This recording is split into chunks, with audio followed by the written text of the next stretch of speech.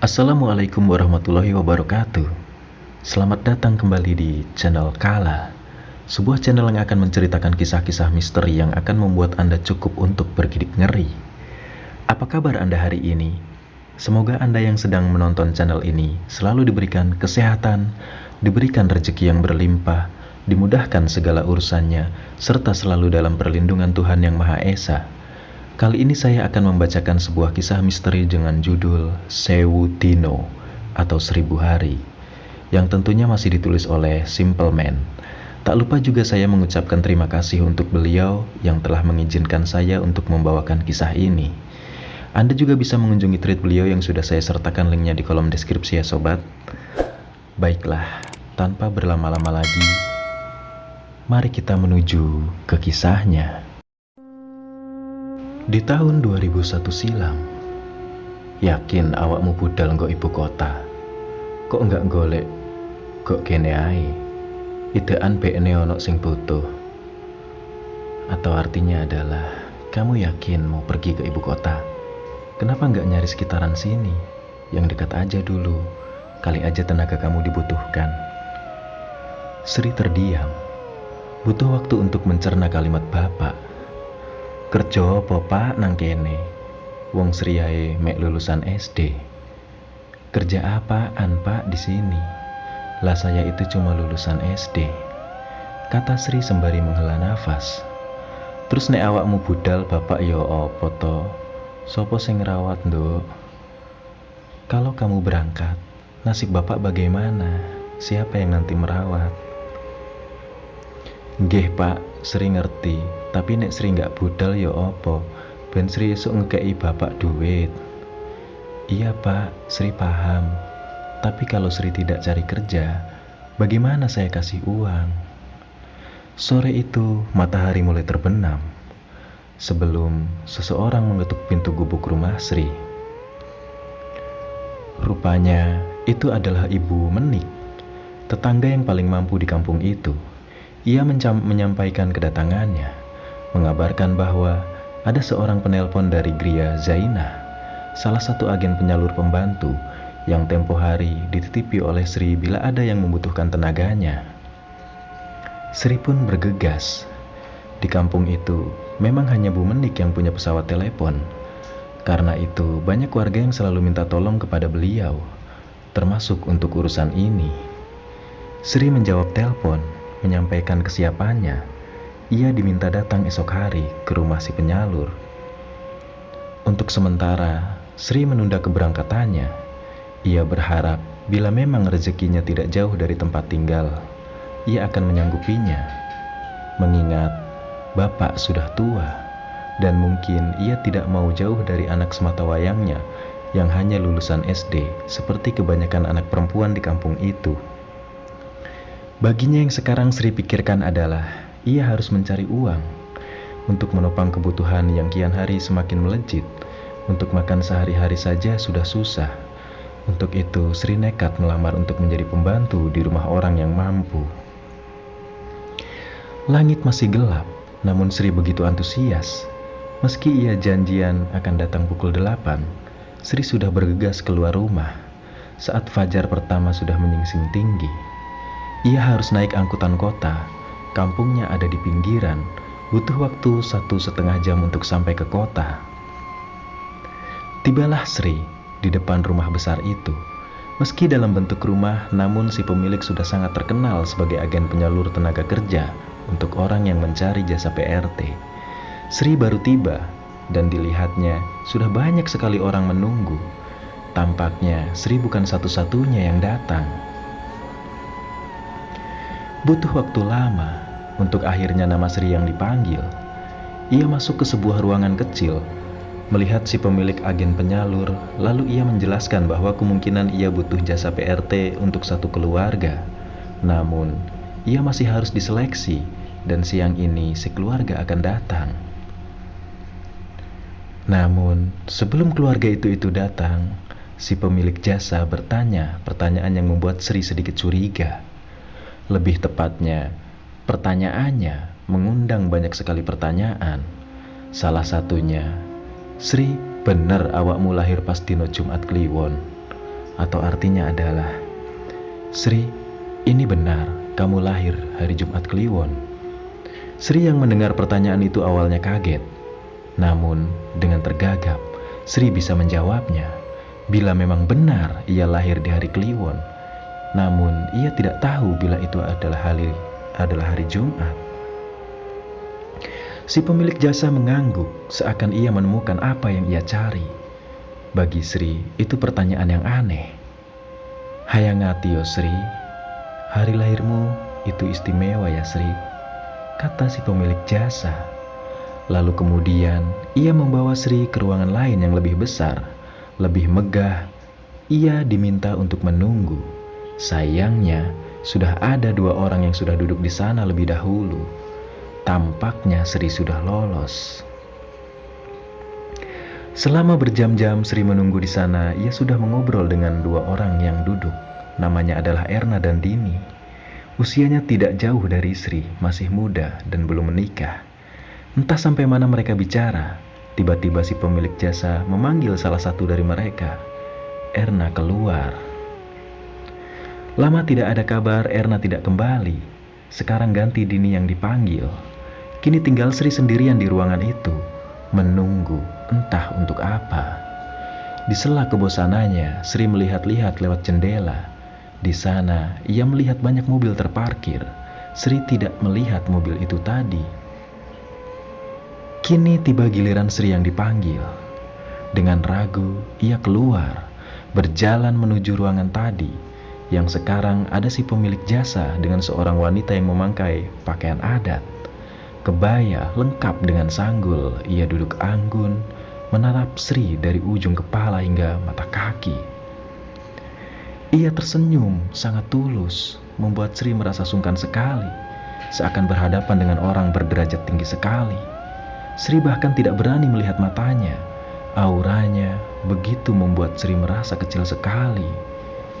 "Ayune, cantik sekali," ucapnya. Nada suaranya sangat halus. Sri diminta untuk duduk, kemudian si pemilik jasa memperkenalkan siapa wanita anggun itu, yang rupanya adalah pemilik rumah makan yang saat itu terkenal sekali seantero Jawa Timur. Sebegitu terkenalnya, kekayaannya tidak perlu lagi dipertanyakan. Semua itu membuat terkejut. Namanya Kembang Krasa.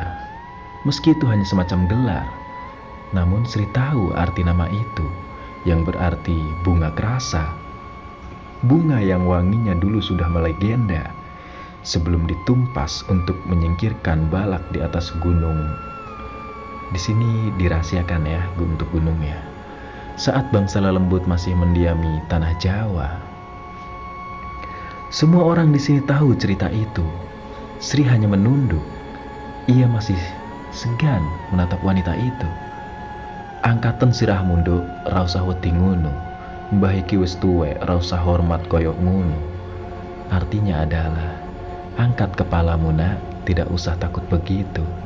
Mbah ini sudah tua loh, tidak perlu sehormat itu. Sri hanya mengangguk. Ia tidak membuang rasa segannya. Seperti yang diperintahkan, tibalah saat Mbah Krasa mulai mengajukan beberapa pertanyaan yang sama. Mulai dari lahir, weton, penanggalan yang bahkan Sri bingung menjawabnya. Puncaknya adalah saat ia menyentuh tangan Sri, ia tersenyum. "Nduk, gelem kerja mbak-mbah? Nak, kamu mau kerja sama saya?" Sri mengangguk. "Jaluk piro bayaranmu sakwulane? Kamu minta berapa untuk gajimu dalam sebulan?" tanya Mbah Krasa. Sri bingung menjawabnya. Kemudian dengan gugup ia mengatakannya. 700.000 mbah nek saged. 700.000 nek kalau bisa. Sri sempat melirik wanita itu. Ia tetap anggun dengan senyumannya. 700.000 katanya. "Yo opo nek tak kei sakwulane 5 yuto. Bagaimana bila setiap bulan ku kasih kamu 5 juta? Sri kaget bukan main. Gaji PRT tahun itu cuma 500.000. Sri pun setuju. Ia tidak tahu harus mengatakan apa. Bahkan ketika si wanita sudah pergi, si pemilik jasa tidak akan memungut uang sepeser pun dari Sri. Hal ini membuat serentetan kejadian ini menjadi semakin aneh. Pekerjaan macam apa yang digaji setinggi itu? Sri mulai ragu. Ia pulang menceritakannya sama bapak. Namun, bapak mengatakan hal yang sedari tadi dipikirkan Sri. Firasat bapak kok gak apik yondo. Opo gak usah budalai, golek meneh ae. Firasat bapak kok buruk ya. Apa gak usah aja cari yang lain? Namun Sri meyakinkan bahwa ia harus kerja. Kapan lagi ia mendapat pekerjaan dengan gaji setinggi itu? Dalam hati kecil Sri, ia ingin melihat terlebih dahulu pekerjaan apa yang diberikan kepadanya. Keesokan harinya, ia pergi ke rumah Mbah Krasa. Di sana, ia melihat Erna dan Dini. Mereka sama-sama terkejut satu sama lain.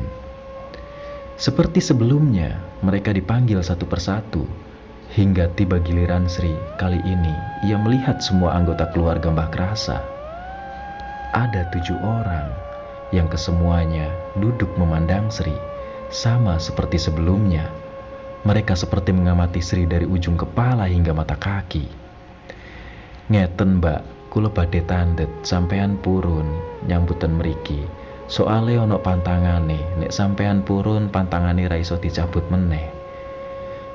Begini mbak, saya mau tanya dulu. Anda setuju bekerja di sini karena ada larangan keras bila Anda sudah menerimanya. Larangannya tidak akan bisa dicabut. Kata seorang wanita yang lebih muda, umurnya berkisar sekitar 30 tahunan. Larangan nopo nggih mbak? Larangan seperti apa? Sri bisa melihat gelagat aneh karena mereka saling memandang satu sama lain, seakan pertanyaan Sri tidak perlu mereka jawab. Mbah Krasa berdiri dari tempatnya. Ia lalu berbisik pada Sri, uripmu bakal dijamin nek awakmu gelem do, tapi nek awakmu gak gelem, mbah gak meksa. Hidupmu akan terjamin bila kamu mau, tapi saya tidak mau memaksa kalau kamu tidak mau. Tidak ada jawaban dari pertanyaan Sri. Namun, Sri memberi jawaban pada saat itu juga. Nggih, kula purun. Iya, saya mau. Sri pun melangkah pergi. Ia menemui Dini dan Erna. Rupanya, mereka semua diterima bekerja di sini. Di sini adalah pertanyaan yang akan membuat mereka kebingungan, terutama saat malam mereka tiba. Malam itu, ketika mereka semua sudah datang di rumah ini, tampak Mbah Krasa sudah menunggu bersama anggota keluarga lain. Di sini, ia menjelaskan bahwa mereka bertiga akan ditugaskan di sebuah rumah lain. Sebuah rumah yang sangat jauh, jauh sekali. Rumah di dalam sebuah hutan. Sri dan yang lain bingung. Tidak ada penjelasan ini sebelumnya. Namun mereka sudah berjanji mau menerima pekerjaan ini.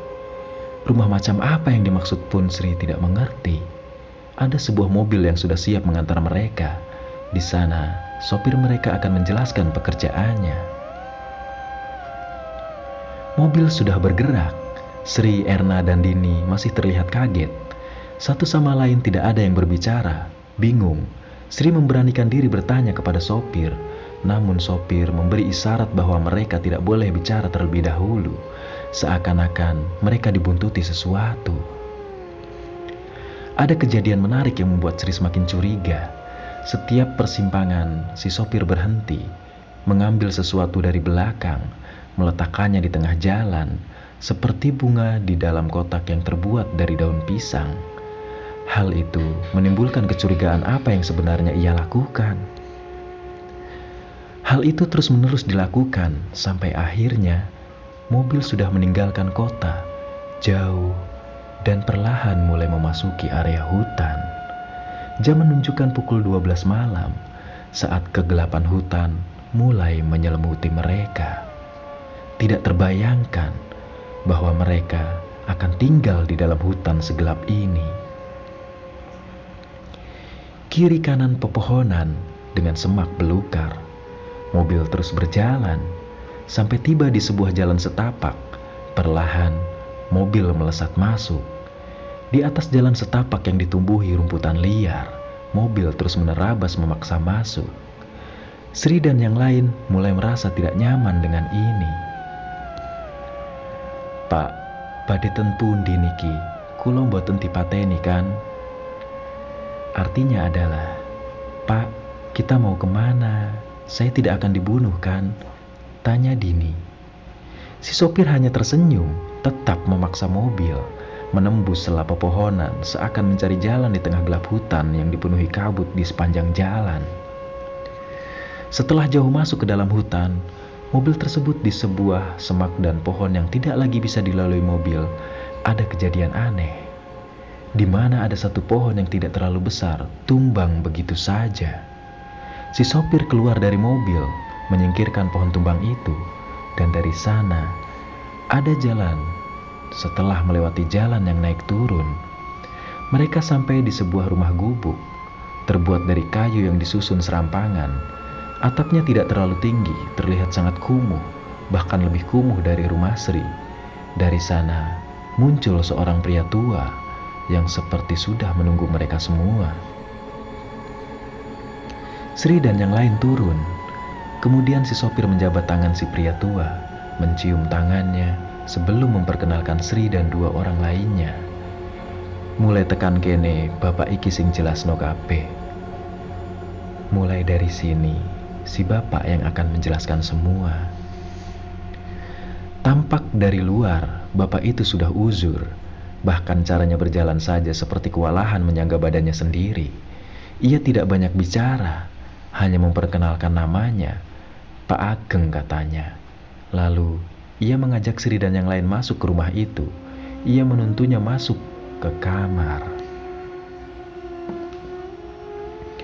Di salah satu kamar itu, Sri dan yang lain kaget bukan main. Karena tepat di atas ranjang ada sebuah peti mati, keranda mayat. Di dalamnya ada seorang gadis yang mungkin masih SMU. Masih muda, ia memejamkan matanya. Di badannya ia melihat nanah busuk dan garis lebam hitam. Siapa? "Nami kulo Tamin. Kulo ngertos akeh sing kepengen jenengan-jenengan takokno. Enten nopo sing kedaden nang kene?" Atau artinya adalah, "Nama saya Tamin. Saya mengerti, pasti banyak yang ingin kalian tanyakan tentang apa yang baru saja kalian lihat di sini." Si pria tua itu membungkuk sebelum melangkah keluar kamar. "Ono opo asline nang kene? Atau ada apa sih sebenarnya di sini?" kata Dini. Ia tidak bisa mengalihkan pandangannya pada gadis itu. Matanya terpejam, dikurung oleh bambu kuning yang dibentuk menyerupai keranda mayat. Sri dan yang lain yakin ada sebuah rahasia di tempat ini. Namun apa itu? Saat-saat kebingungan itu, Sri melangkah mundur. Ia tidak sanggup lagi melihat gadis itu yang entah siapa dan kenapa ada di sini. Ia berniat mencari tahu dan bertanya langsung kepada sopir yang mengantar mereka, sampai langkahnya terhenti manakala ia mendengar si sopir berbicara. "Gek, opo gak ono sing jelas nang cahiku mau? Kerja opo nang kene? Kok koyo aneh kaget ngunu?" Bila diterjemahkan adalah, "Gek, apa nggak ada yang ngasih tahu mereka pekerjaan apa yang sebenarnya dijanjikan di sini? Kok tampaknya mereka terkejut sekali?" Si sopir mulai bicara. "Dereng, Mbah, ngapunten." "Belum, Mbah, maaf." "Awakmu langsung balik toh, gak mrene ah?" "Loh, kamu mau langsung pulang tah? Apa nggak besok saja?" tanya si Mbah. "Boten, Mbah, benjang kulo kudu nganter ibu." "Tidak, Mbah, besok saya harus mengantar ibu." "Yo wes, hati-hati, ojo langsung muleh, wedine ono iku." "Ya sudah, hati-hati, takutnya ada itu." Iku, batin Sri. Apa maksudnya kalimat itu? Apa yang mengikuti sebenarnya? Dan ada apa semua ini? Banyak pertanyaan muncul dalam kepala Sri sebelum si Mbah tiba-tiba bicara. "Metu wondo, aku roh awakmu nang kuno." "Keluar saja, Nak. Saya tahu kamu ada di sana." Sri melangkah keluar, melihat cahaya mobil mulai menjauh, pudar lalu menghilang. Celuen kancamu ben ngerti, alasan kene opo sedoyo ono nang kene. Panggil semua temanmu biar mengerti kenapa kalian ada di sini. Sri pun memanggil yang lain. Mbah Tamin duduk di sebuah kursi panjang, matanya menerawang jauh di teras rumah gubuk. Sementara Sri dan yang lain berdiri, siap dengan penjelasan tentang semua ini. Suasana hutan kian mencekam, setiap sudut pohon seakan hidup dan mengawati mereka. Sri merasa kecil di tempat ini. Aku isih eling cah cili ayu, ceria, randuwe doso. Aku masih ingat anak kecil cantik, ceria, belum punya dosa. Koyok cek wingi yo, tapi cah cilik iku saiki nang ambang nyowo. Perkara santet menungso laknat. Seperti baru kemarin rasanya, tapi sekarang anak kecil itu terbaring sakit melawan kodrat nyawanya hanya karena santet dari manusia biadab. Wajah Mbah Tamin menegang, kosakata kalimatnya seperti penuh amarah, membuat Sri lain bergidik ngeri. Cah cilik iku Dela, yo iku sing nang kamar. Anak kecil itu Dela, dia yang di kamar. Santet, ucap Sri dan yang lain bersamaan. Wajah Sri dan yang lain semakin menegang. Yo, mangkane cahiku digawa nang kene. Disingitno ben iso tahan sampai ketemu awulurane. Ya, karena itu dia disembunyikan di sini biar bisa bertahan sampai ketemu cara memasang santetnya. Disingitno tekan sinten, Mbah? Disembunyikan dari siapa, Mbah? Tanya Sri yang semakin tertarik. Seakan semua yang ada di sini membuatnya penasaran. Mbah Tamin menatap Sri, matanya seakan tidak nyaman dengan pertanyaan itu. Akeh sing rung mbok eruhi, luwe HP enggak eruhai. Banyak yang kamu tidak ketahui, lebih baik tidak tahu siapa.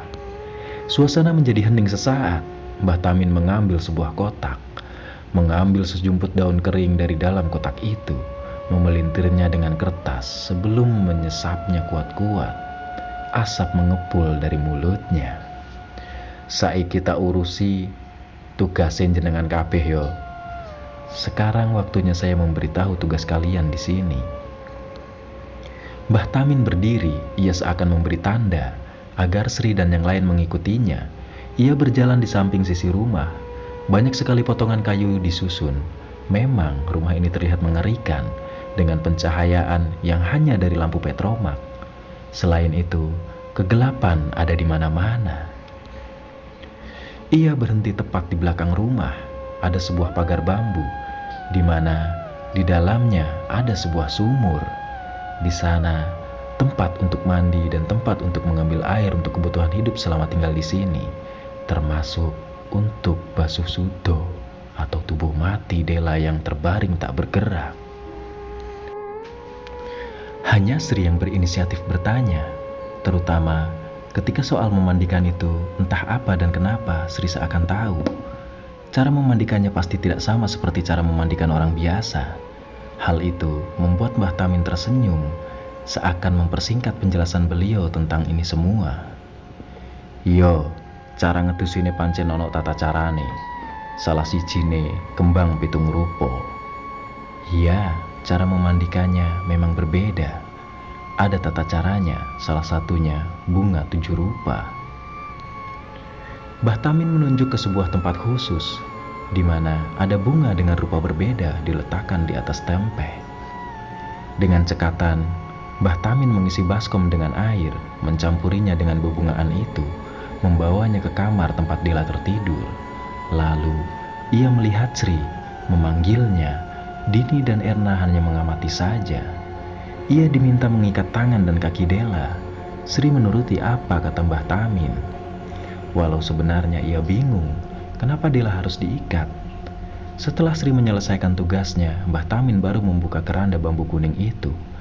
Ia mulai membasuh badan Dela. Sri ikut membantu, dan di sana Sri menemukan fakta mengejutkan lain.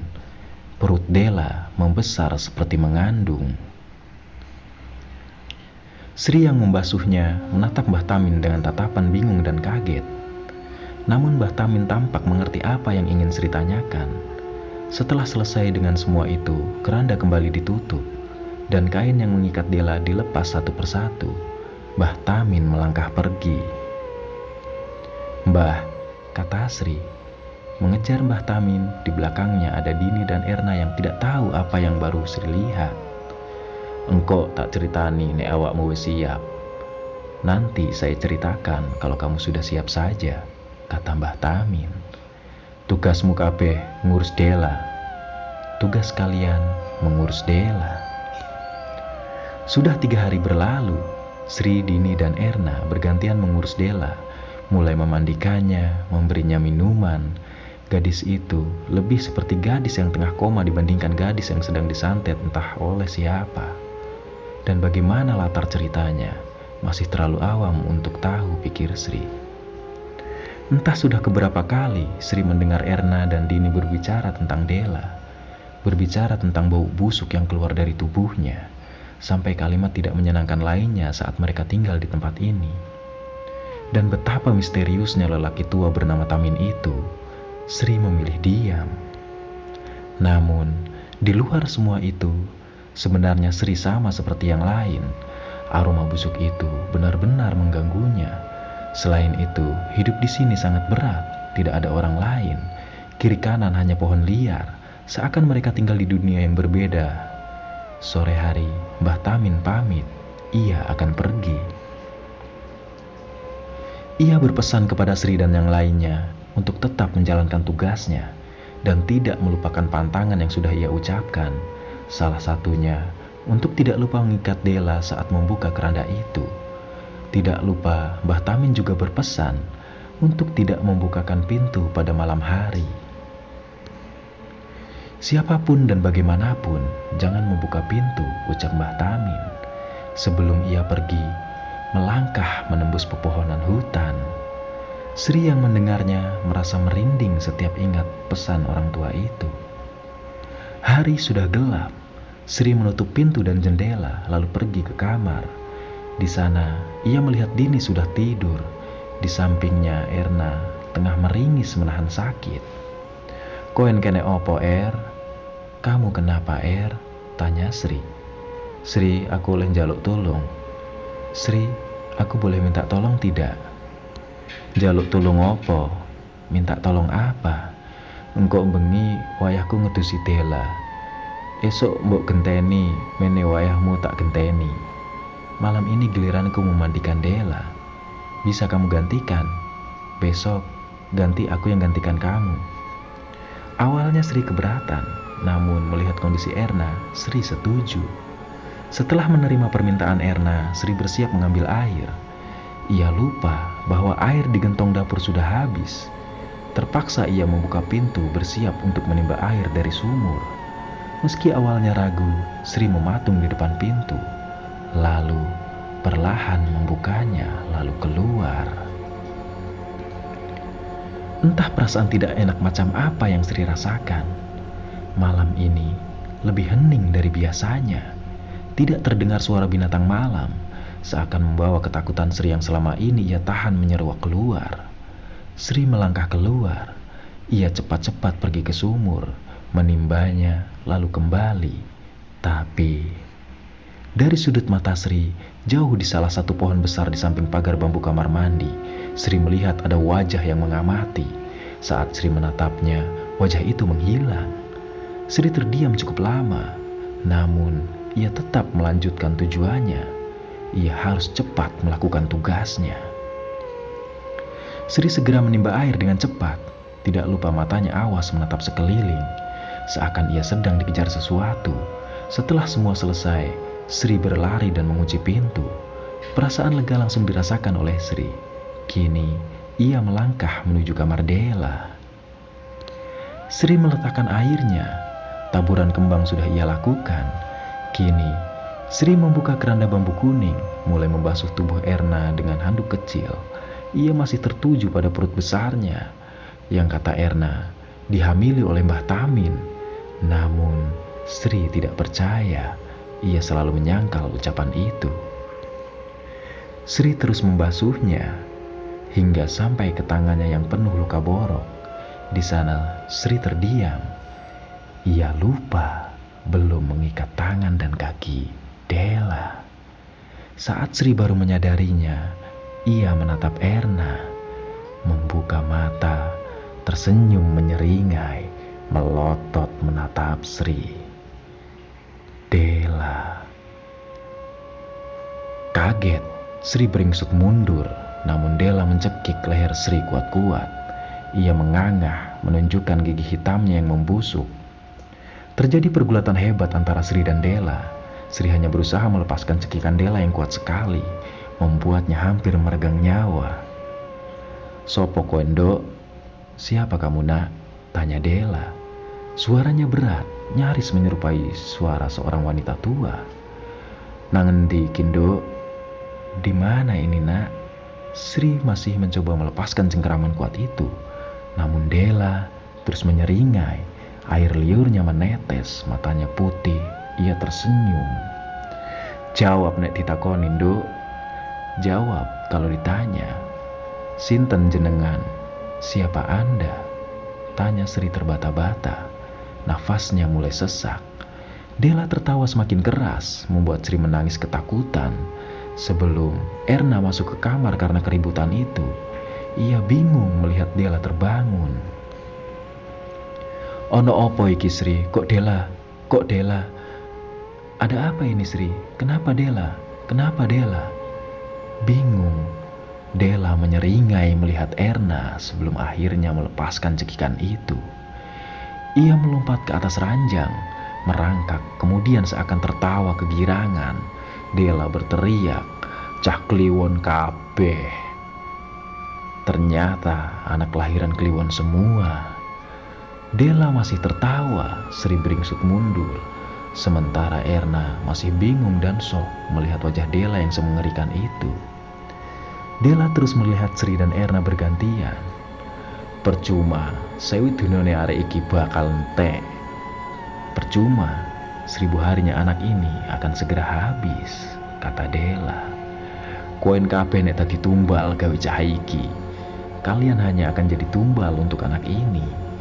Della tertawa terus-menerus. Sebelum Sri melompat dan mencengkeram Della, ia mengguyur Della dengan air kembang itu. Della berteriak kesakitan.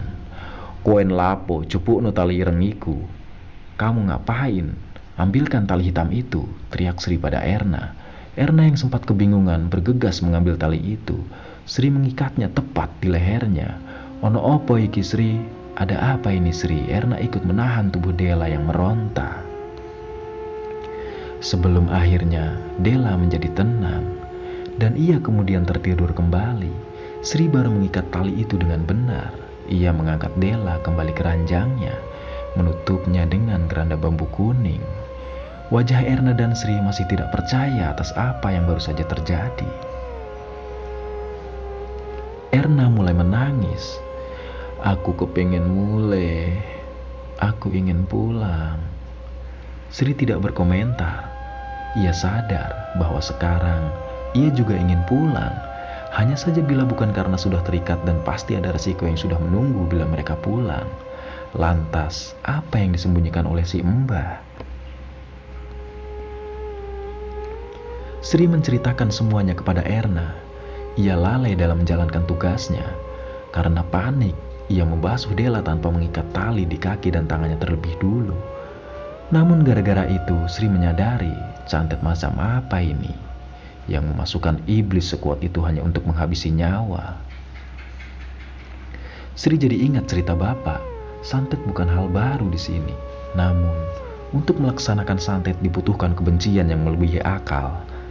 Bila benar itu, kebencian macam apa yang bisa dan setega ini dilakukan oleh orang hanya untuk mengambil nyawa dari anak yang tidak tahu apa-apa. Namun di balik semua itu, santet ini adalah kali pertama Sri lihat. Seperti ada teka-teki, seakan ada yang ditutupi.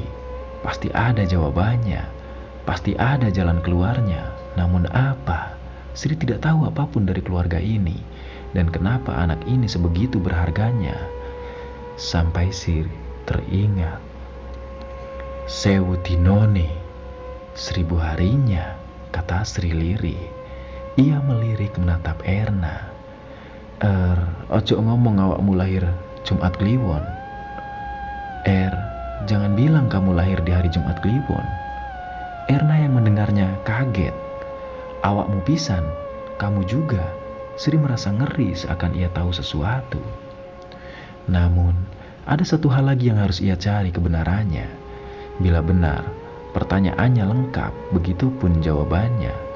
Tidak hanya Della yang hidup di ujung maut, tapi mereka bertiga semua terjerat dalam satu garis weton yang sama. Sejahat itu keluarga ini untuk harga nyawa mereka semua. Lalu, terdengar suara orang mengetuk pintu. Erna pun sama, ia langsung berdiri. Mbah Tamin mulih Sri, ayo takon mbah asuiku. Pokoke kudu dijelasno no opo mbeh cah gendeng iki. Mbah Tamin pulang Sri, ayo kita tanya pada orang tua anjing itu. Dia harus menjelaskannya semua. Ada apa sama anak gila ini? Erna pergi. Sri baru ingat pesan Mbah Tamin. Ia langsung bergegas bersiap menghentikan Erna. Sri lari mengejar Erna. Untungnya, ia masih sempat mencengkeram lengan Erna. Mereka terdiam di depan pintu rumah.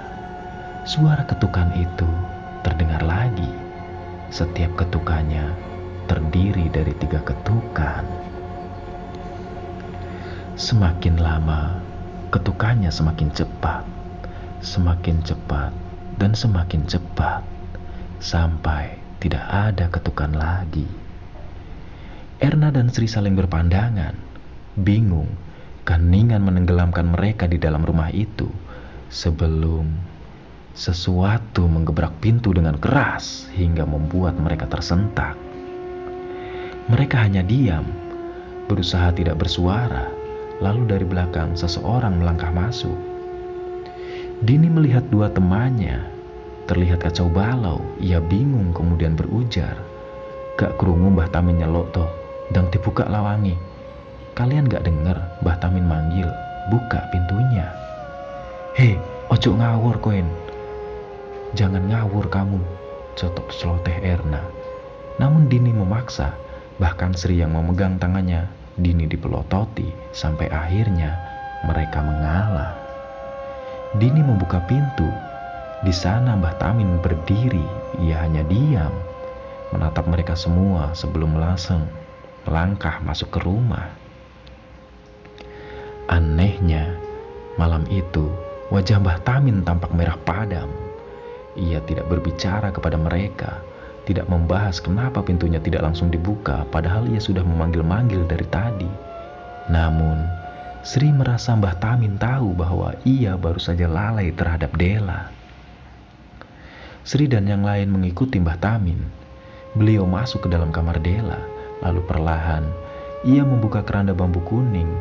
Ia membukanya, kali ini tanpa mengikat Della terlebih dahulu, seakan ingin mengulang kesalahan Sri. Hanya Sri dan Erna yang memandang hal itu dengan ngeri. Sri mendekat perlahan, seakan ingin melihat lebih dekat apa yang orang tua itu lakukan. Lalu tiba-tiba mata Della terbuka. Ia melihat Mbah Tamin, menatapnya cukup lama sebelum menangis meraung layaknya gadis kecil. "Loro ki, loro. Sakit ki, sakit sekali." Della hanya menangis. Mbah Tamin hanya bisa membelai rambut Della, berusaha menenangkannya. Pemandangan itu seperti melihat seorang ayah dan anak yang saling mengasihi. Namun, Sri masih belum mengerti kenapa seakan Della yang ini berbeda dengan Della yang Sri dan Erna temui tadi. Apa yang terjadi sebenarnya? "Sing sabar yondo, mari iki puncak loromu." "Sabar ya nak, sebentar lagi adalah puncak rasa sakitmu," ucap Mbah Tamin. Ia masih mengelus rambut Della. Lalu Della melirik. Sri dan yang lain hanya diam mematung. Tatapannya seakan mengucapkan, "Terima kasih sudah mau merawat saya." Mbah Tamin lalu mengikat tangan dan tali Della. Tergambar wajah sedih di sana. Ia masuk ke dapur mengambil sebuah kain putih besar. Saat Mbah Tamin kembali ke kamar Dela, Dela menangis semakin keras. Ia berulang kali mengatakan, "Ojo Ki, ojo balikno aku nang kono. Jangan Ki." Dan cerita pun harus bersambung sampai di sini ya sobat. Jangan lupa tinggalkan komen di kolom komentar. Jika Anda suka dengan video ini, silahkan klik tombol like. Dan jangan lupa untuk klik tombol subscribe agar kalian mendapatkan notifikasi video-video terbaru dari saya. Akhir kata, terima kasih. Wassalamualaikum warahmatullahi wabarakatuh. Sampai jumpa di part berikutnya.